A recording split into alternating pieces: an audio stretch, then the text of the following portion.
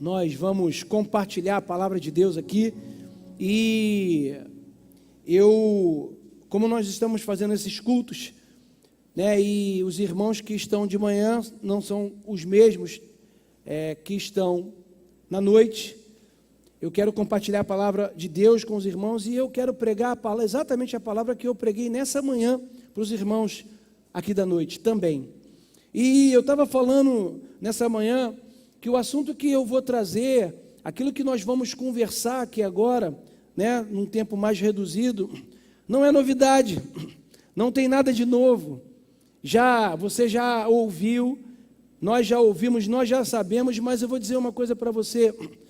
Desde do cristão mais antigo que está aqui dentro até o mais novo, nós precisamos ouvir essa verdade que eu vou falar aqui hoje, que é a palavra de Deus, todos os dias, para fixar isso dentro do nosso coração, porque uma vez conscientes disso, bem conscientes do que nós vamos falar aqui, na hora que a tempestade vier, na hora que vier os dias maus, os dias ruins, você vai conseguir ficar de pé, amém? Então, eu quero falar com você sobre os resultados da salvação.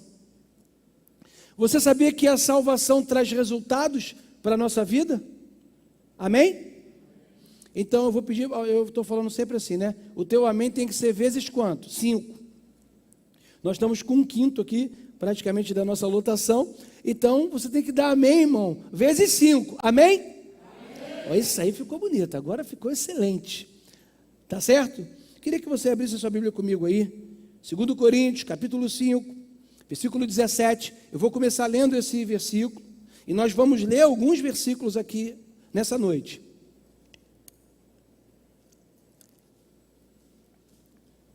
Nós vamos orar pelos pedidos de oração no final, tá, gente? A gente tem alguns pedidos de oração que estão chegando aqui pelo meu celular, e eu vou até pedir, Cláudio, para tu me lembrar, antes de nós terminarmos o culto, para a gente fazer, né, algumas orações específicas aqui, tá certo? Que às vezes acaba que eu mesmo esqueço, mas não posso esquecer, isso é importante. Diz lá, o apóstolo Paulo: pelo que, se alguém está em Cristo, nova criatura é. As coisas velhas já passaram, e eis que tudo se fez novo.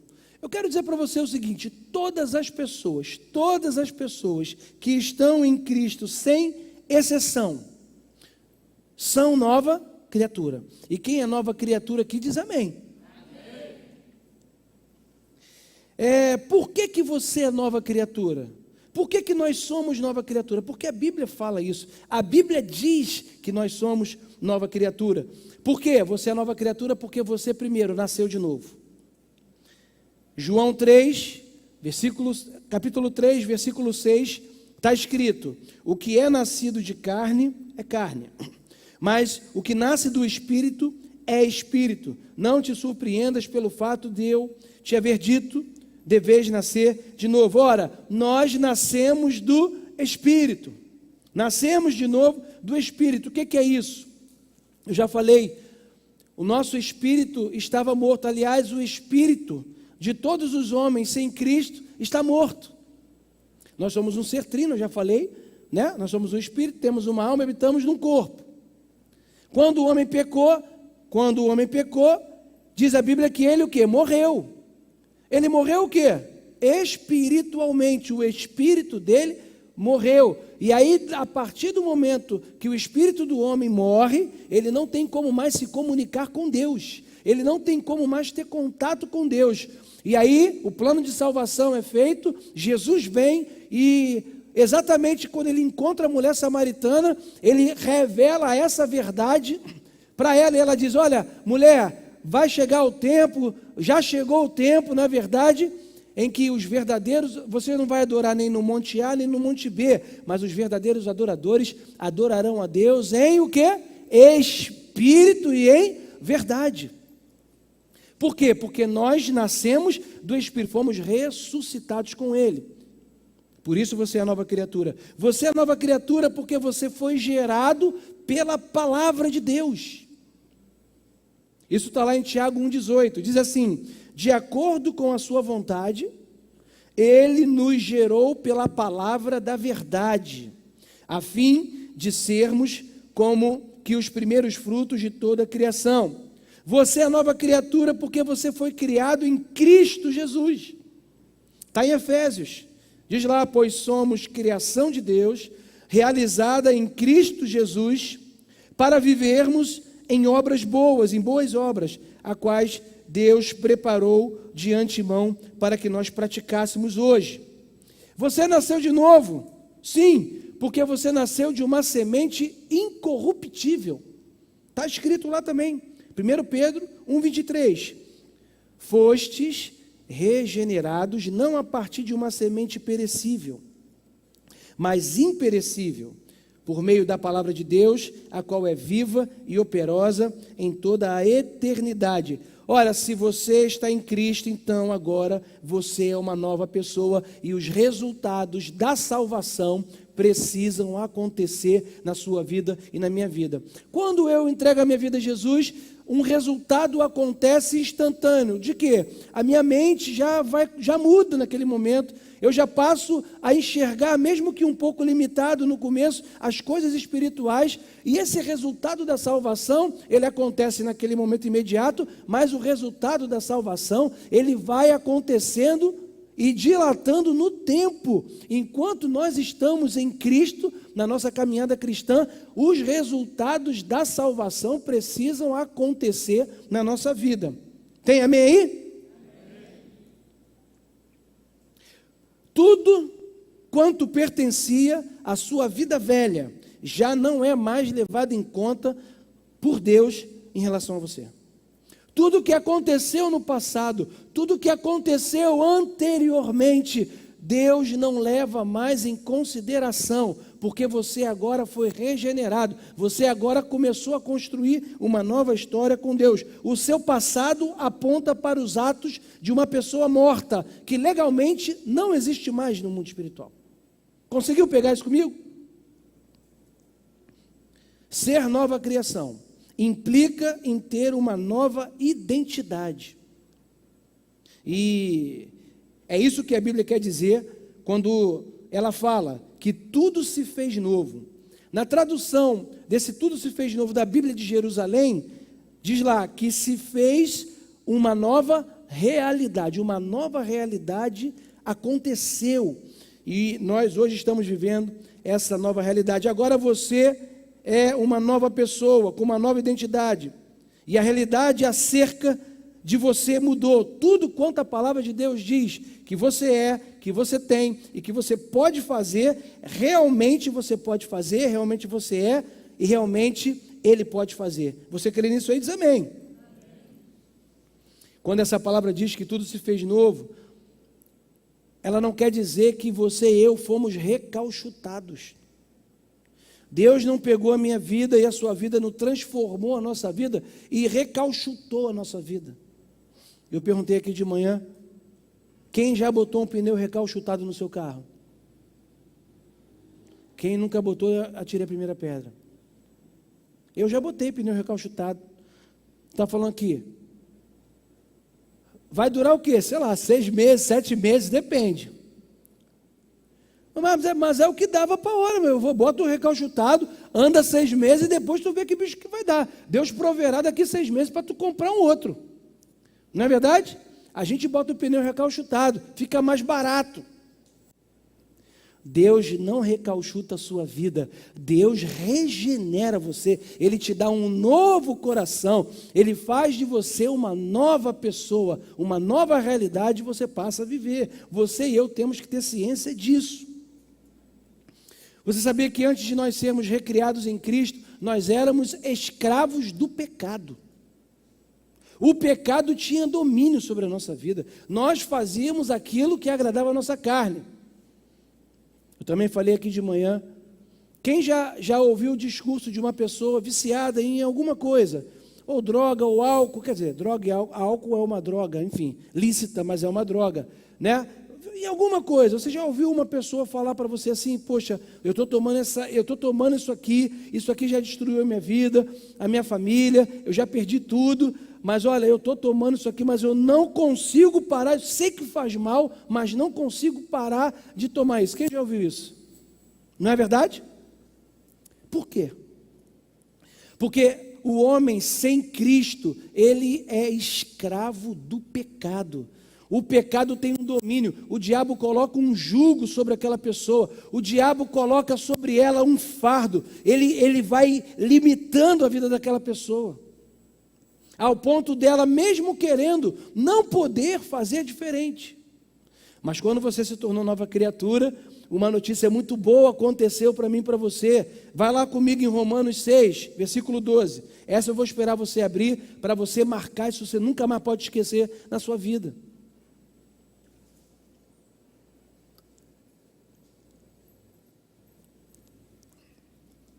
Diz lá: portanto, não permitam que o pecado domine o vosso corpo mortal, forçando-vos a obedecerdes às suas vontades. Tampouco entregais os membros do vosso corpo ao pecado, como instrumentos de iniquidade. Antes, consagrai-vos a Deus, com quem fostes levantado da morte para a vida. Aleluia! Você foi levantado da morte para a vida. E ofereçais os vossos membros do corpo a Ele como instrumentos de justiça. Porquanto, é isso aqui que é legal, e é isso aqui que a gente tem que ter uma consciência espiritual. Portanto, o pecado não poderá exercer domínio sobre vós, pois não estáis debaixo da lei do quê? Do pecado,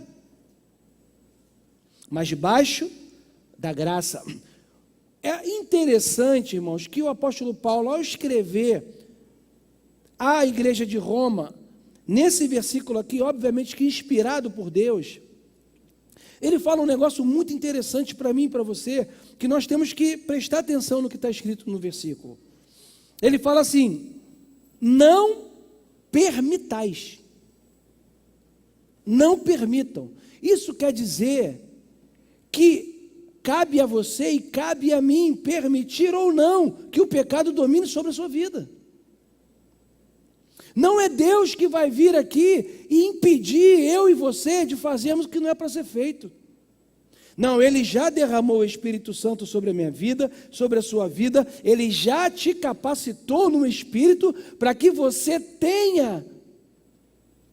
Você e eu podemos permitir ou não permitir. E aí a gente para de citar o versículo, que é verdade, se encaixa para mim e para você. A carne é fraca, não é verdade? Ah, pastor, mas a carne é fraca. É verdade. Nós muitas vezes erramos por quê? Porque a nossa carne, ela é fraca. Sim, mas esse versículo não pode ser uma muleta para a nossa vida cristã. De sempre falar: ah, não, é porque a carne é fraca, né, pastor? Porque sabe como é que é, não dá para evitar, não. Tanto não é que a palavra de Deus fala sobre isso explicitamente. Quem lembra do versículo, está na liberdade de citar. Oportunidade aí, em nome de Jesus, irmão. Não lembra, não? Sobre o pecado, você não lembra desse versículo? Ninguém? Cada um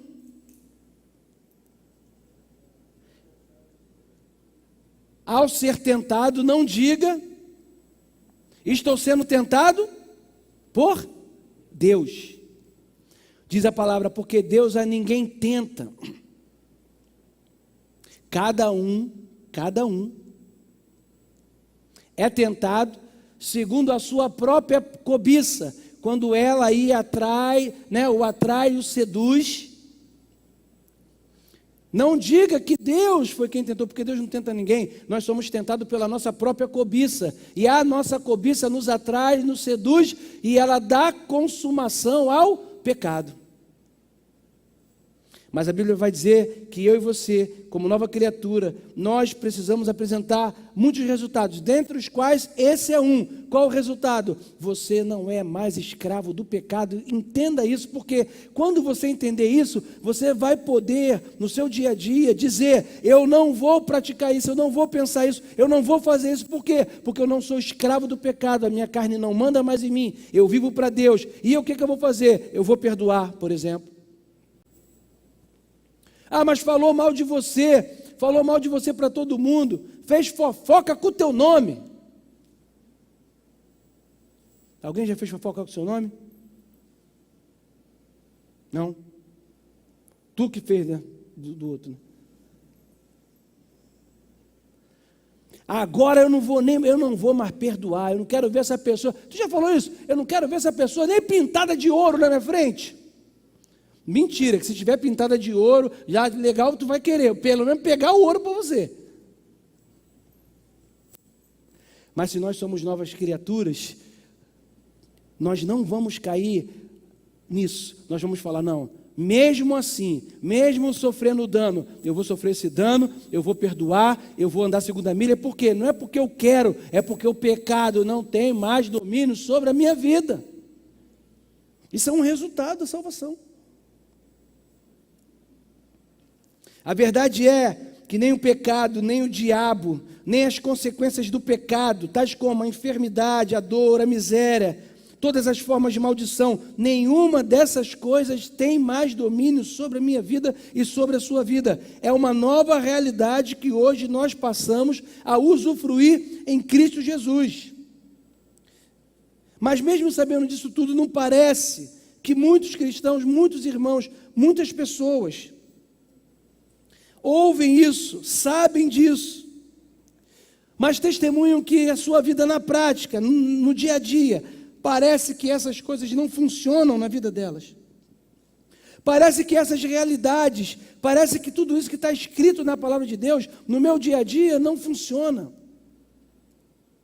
Mas nós sabemos que a palavra de Deus, ela é a verdade, e que Deus não pode mentir. Você está comigo nisso aí? João 17:17, Jesus falou: a tua palavra é a verdade. Logo, a palavra de Deus, ela é digna de toda confiança.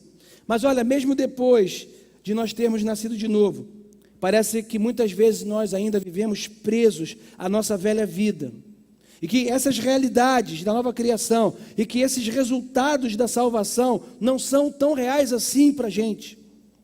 Muitos até chegam a ficar confusos, porque eles não veem automaticamente o cumprimento dessas verdades. E muitas indagações surgem, não só com você, não só comigo, né, mas eu acredito com todos nós. Muitas vezes nós indagamos, por exemplo, por que isso é assim? Por que a palavra de Deus é verdade ou não? Se é verdade, por que às vezes não funciona comigo? Se ela diz que o amor de Deus é derramado nos nossos corações pelo Espírito Santo, por que muitos de nós não conseguimos amar, não conseguimos ter o mínimo de empatia para com outras pessoas? Se ela diz que pelas suas pisaduras nós fomos sarados, por que muitos de nós permanecemos doentes? Se ela diz que o Senhor é nosso pastor e nada nos faltará, por que tantos cristãos estão vivendo em grandes necessidades? Se ela diz que o pecado não tem mais domínio sobre nós, por que constantemente nós somos vencidos pelo pecado? Se ela diz que Deus dá ordem aos seus anjos para que nos guardem, por que o mal nos sobrevém? Se ela diz que Deus não nos deu espírito de covardia, mas de poder, por que nós temos medo? Se ela diz que o Senhor é a força das nossas vidas, por que tantos de nós estamos fracos? Se ela diz que o justo é ousado como um leão, lá em Provérbios 28:1 diz isso, por que há tantos cristãos acovardados? Se ela diz que nós não seremos abalados, então por que acontece tantos abalos sísmicos na nossa vida? Se ela diz que nenhuma arma forjada contra nós prosperará, porque isso é o que está escrito lá em Isaías 54:17. Porque então o inimigo consegue algumas vezes prevalecer com as suas artimanhas contra muitos de nós? Estou fazendo muita pergunta aqui, não estou? Vou fazer mais uma. Se ela diz que nós podemos ter todas as coisas naquele que nos fortalece, porque há momentos em que parece que nós somos tão impotentes. Se ela diz que nós somos mais que vencedores, qual é a razão de muitos cristãos viverem uma vida crônica de derrota? Se a palavra de Deus é a verdade, porque nós nos deparamos com essa contradição entre as promessas de Deus e a nossa experiência. Essa, na verdade, tem sido alguma das questões que atingem muitas pessoas e que nos deixam sem respostas também, visto ser indiscutível a veracidade e a fidelidade da palavra de Deus. Sabemos que é impossível que Deus possa mentir em todas as suas promessas. É ou não é verdade? Bem como as afirmações de Deus acerca de nós também são plenamente verdadeiras. Mas nós ficamos perplexos, sem resposta, diante dessa aparente contradição que nós acabamos de colocar aqui. E qual é a resposta para isso? Acabou meu tempo? Acabou meu tempo. Qual é a resposta para isso? Por que que isso acontece? Nós precisamos então falar rapidamente por causa do meu tempo. No melhor do negócio, acabou. A grande questão é a seguinte: a resposta para isso é que nós vivemos dois tipos de verdades. Nós temos a verdade natural e nós temos a verdade espiritual. Apesar de termos nascido de novo, nós transitamos nos dois reinos, no natural e transitamos no espiritual. E nós precisamos entender que para cada tipo de reino existe uma verdade lá estabelecida. Para o reino natural é o que você está vendo. O que é a verdade para o natural? É o que você está vendo. Isso é uma verdade. E para o espiritual, o que está escrito. Então nós estamos sempre nisso, numa verdade natural e numa verdade espiritual. E eu separei um texto aqui que mostra isso muito bem. Eu vou ler rapidamente por causa do tempo aqui. Se você depois, 2 Reis 6, capítulo 6, versículo 8. E esse texto vai falar exatamente sobre isso. Essa história você conhece, de Eliseu. Diz: ora, o rei da Síria fazia guerra a Israel. E teve conselho com seus servos, dizendo: em tal lugar estará o meu acampamento. E o homem de Deus mandou dizer ao rei de Israel: guarda-te de passares por tal lugar, porque os sírios estão descendo ali. Pelo que o rei de Israel enviou àquele lugar, de que o homem de Deus falara e de que tinha avisado, e assim se salvou. Isso aconteceu não só uma vez nem duas. Turbou-se por causa disso o coração do rei da Síria, que chamou seus servos e lhe disse: não me fareis saber quem dos nossos é pelo rei de Israel? Respondeu um dos seus servos: não é assim, ó rei, meu senhor, mas o profeta Eliseu, que está em Israel, faz saber ao rei de Israel as palavras que falas na sua câmara de dormir. E ele disse: ide ver de onde ele está, para que eu envie e mande trazê-lo. E foi-lhe dito: eis que ele está lá em Dotã. Então enviou para lá cavalos, carros e um grande exército, os quais vieram de noite e cercaram a cidade. Tendo o moço do homem de Deus se levantado muito cedo, saiu, e eis que um exército tinha cercado a cidade com cavalos e com carros. Então o moço disse ao homem de Deus, aqui Eliseu: ai, meu senhor, o que é que nós vamos fazer? Respondeu ele: não temas, porque os que estão conosco são mais do que estão com eles. E Eliseu orou e disse: Senhor, eu peço que lhe abra os olhos para que ele possa ver. E o Senhor abriu os olhos do moço, e ele viu. E eis que o monte estava cheio de cavalos, de carros de fogo, em redor de Eliseu. O que é isso que nós estamos vendo aqui? É nada mais, nada menos do que os dois reinos que eu acabei de falar, a realidade natural e a realidade espiritual. E isso é o que acontece na minha vida e na sua vida. Nós somos cercados pelas situações que se avolumam contra nós. O moço do profeta levantou e viu a cidade cercada por um exército da Síria, que era um exército poderosíssimo. Ele falou: uma verdade natural está estabelecida, não tem como você negar, estamos cercados. Não adianta fingir que não estamos, não adianta fingir que não tem exército lá. Tem exército, ou seja, tem problema que você está enfrentando em casa, na sua mente, na sua casa, no seu coração, dentro de você. Existe sim um exército que pode estar militando aí contra a sua vida, é verdade. Isso é a realidade natural. Agora, a grande questão é que nós transitamos nos dois reinos. E Eliseu, você sabe que esse homem era cheio do Espírito Santo, era um profeta, e o profeta, ele era ungido de Deus, ele agia na força do Espírito Santo.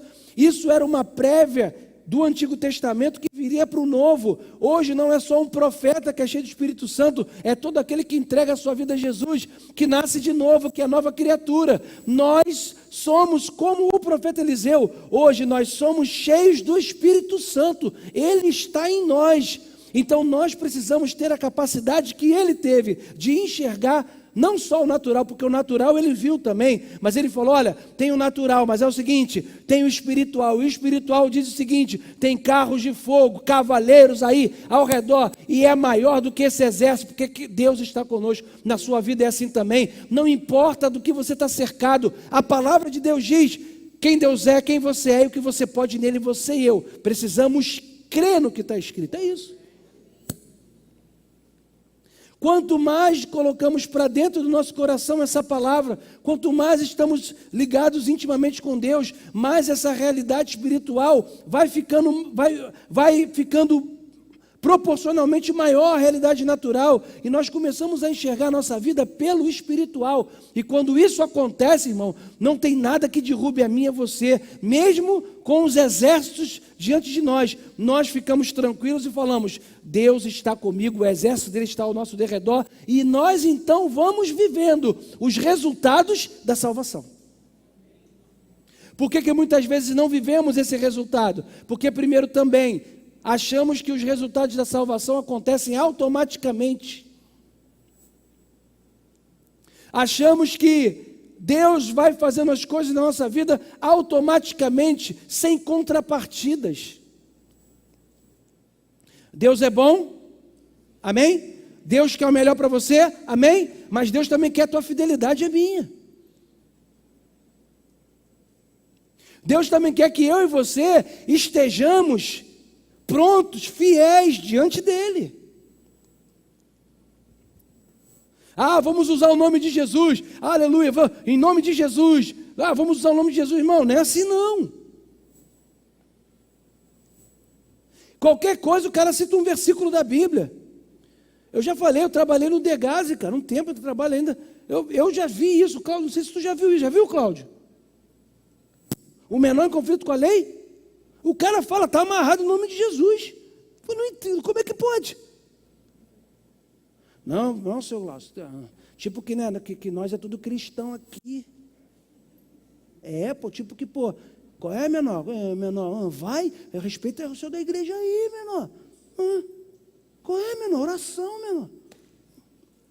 Não é não?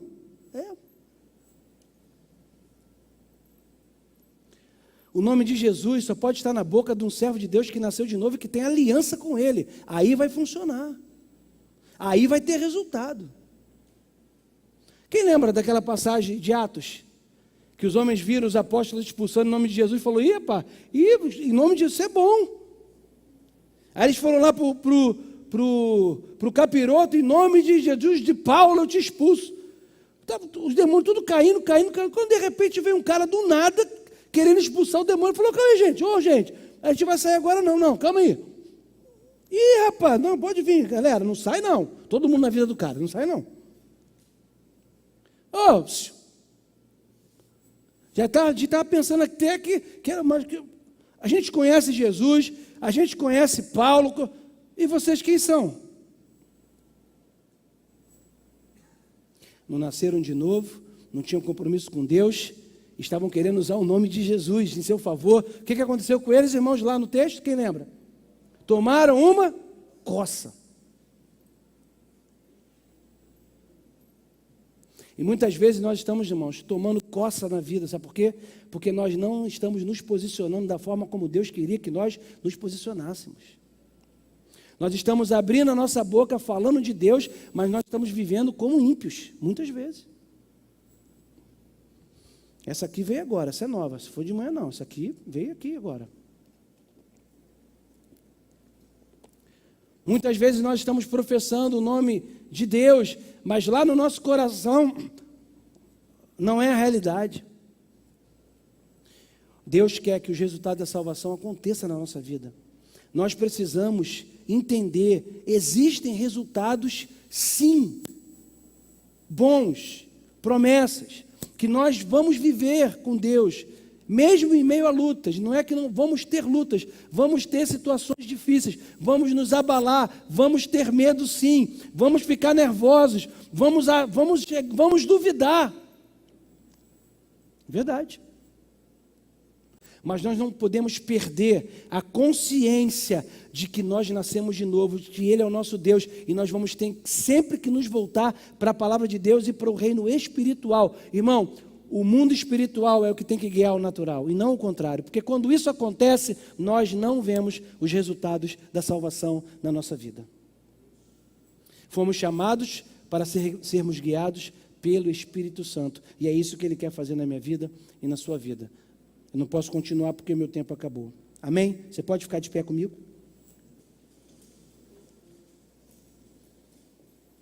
Aleluia. Eu queria agora, até antes de terminar,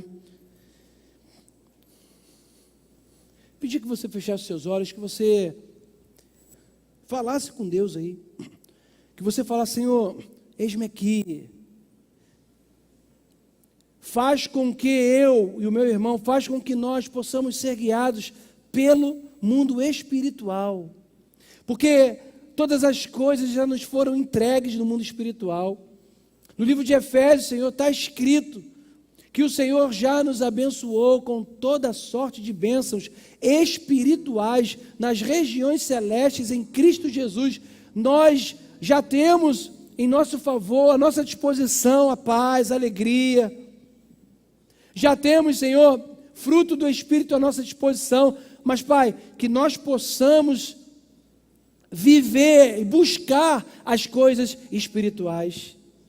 Que nós possamos, ó Deus, seguir essa admoestação da Tua palavra que diz, buscai as coisas lá do alto, e não as que são da terra. Nos ajuda, ó Deus, implementa em nós essa vontade, esse querer, esse realizar, que nós possamos, Senhor, também nessa noite, eu, meu irmão, que ele possa enxergar os carros e cavaleiros ao redor da vida dele, da casa dele, da mente dele, Senhor, sabendo que o Senhor está com ele, que mal nenhum lhe sobrevirá, que praga nenhuma vai chegar na tenda dele, que ele possa olhar para a Tua palavra e crer na Tua palavra, que ele possa ser animado, Senhor, nessa noite, sair daqui para dizer, não, o Senhor está comigo, não, eu sou nova criatura, não, o pecado não tem mais domínio sobre a minha vida, eu vou fazer a vontade de Deus, eu vou crescer, eu vou ter novos momentos com Deus. Que isso possa acontecer, Senhor. Senhor, eu quero orar nesse momento pela Raquel, que está enferma. Senhor, repreende em nome de Jesus essa enfermidade da vida da Raquel, Senhor. Toma, Senhor, a vida da Jéssica Dantas, do Francisco, da Maria das Dores, do João Luiz, Senhor.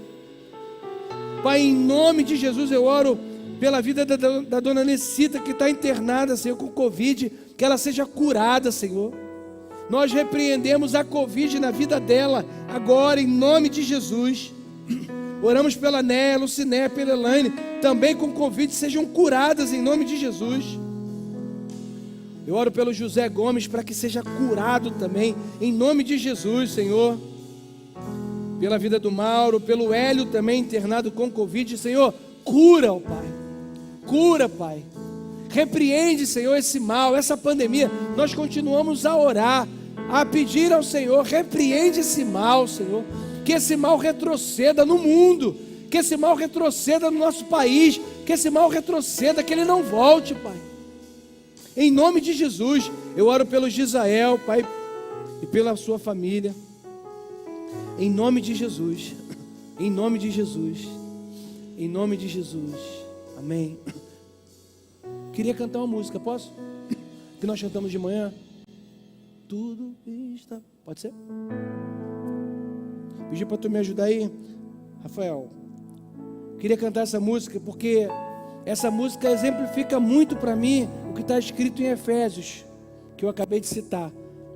Que Deus já nos abençoou com toda a sorte de bênçãos. Ele já nos abençoou. E agora? E agora nós, pela fé, porque a fé chama a existência aquilo que ainda não existe. Está no mundo espiritual. E pela fé você chama a existência. A paz. Ah, Ele te deu paz, deixa a minha paz vos dou. Ele me deu. Você pela fé pega essa paz. A alegria. E essa música fala que tudo está preparado. E Deus está aqui. É só você comer dessa mesa. É só você nessa noite, pela fé, comer. O que você precisa? De paz? Pegue paz. Receba a paz de Cristo. Cura. Receba a cura em nome de Jesus. Você pode cantar? E o meu coração também.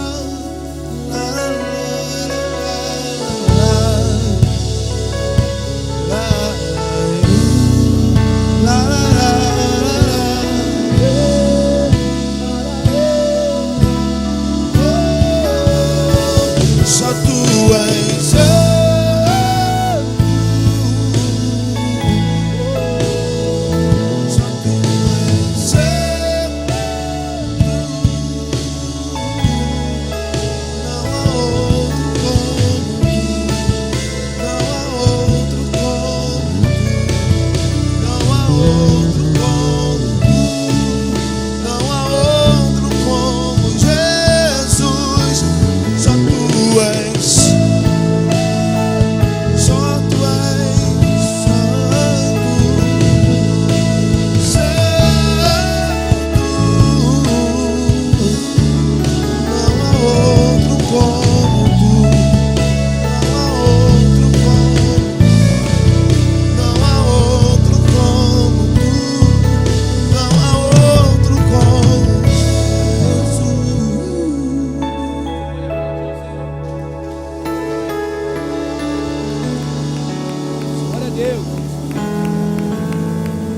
Glória a Deus. Pode sentar. Antes de nós sairmos aqui, eu quero agradecer você que está pela internet, você que está acompanhando a gente. Deixa eu dar um aviso para você. Nós vamos aumentar o nosso número de vagas a partir de amanhã para a inscrição dos cultos. Então nós vamos abrir 80 vagas para cada culto. A gente percebeu que dá para a gente aumentar 20 pessoas aqui na igreja, né? Vai ficar ainda dentro, né, de uma logística correta. Outra coisa que eu quero avisar é que eu vou continuar pedindo para que você que se inscreveu no culto de domingo, de manhã, não se inscreva para a noite e vice-versa. Mas se você se inscreveu para o culto de domingo e quiser vir na quinta, pode se inscrever. Você pode fazer uma quinta domingo, tá bom, gente? Um domingo de manhã ou à noite e a quinta-feira, não tem problema, você pode se inscrever também. Só peço para que no domingo escolha um, por enquanto, para que você possa vir. Né, eu estive conversando com alguns irmãos, diáconos, né, ainda não estou fazendo isso, mas estou inclinado a fazer. Né, qual é a minha inclinação hoje?